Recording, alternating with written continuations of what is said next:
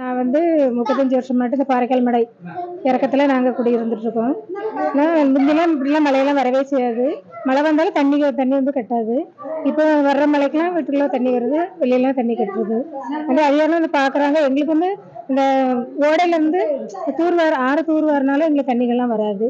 அதை கவனிக்க மாட்டேங்காங்க. அதுதான் எங்களுக்கு பிரச்சனை. நீங்க அதிகாரிகள்கிட்ட பேசிருக்கீங்களா? அவங்க ஏதாவது சொன்னாங்களா? நம்ம பேசுறோம். எல்லாம் பார்ப்பாங்க, செய்யறேன்னு சொன்னாங்க. ஆனா ஒருத்தரும் ஒன்றும் பண்ணலை. சார், நாங்கள் இந்த பாறைக்கால் தெருவு இறக்கத்தில் இருக்கிறோம். 45 வருஷம் ஆச்சு நாங்கள் அங்கே இப்போ வீடு வச்சு இருந்து.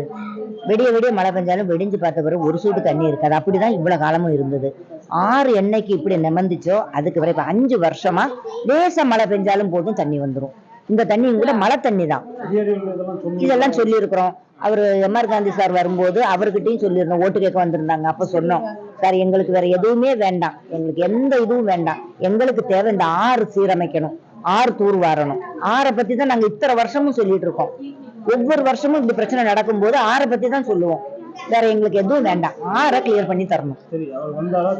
வந்தாரு, அதான் இதைதான் சொன்னோம் அவர்கிட்ட. நீங்க வரும்போது எங்களுக்கு, நான் வந்த உடனே உங்களுக்கு இந்த தண்ணி நான் சரி பண்ணி தருவேன், இது போறதுக்குள்ள வடிகால் போட்டு தருவேன் அப்படின்னு சொன்னீங்க.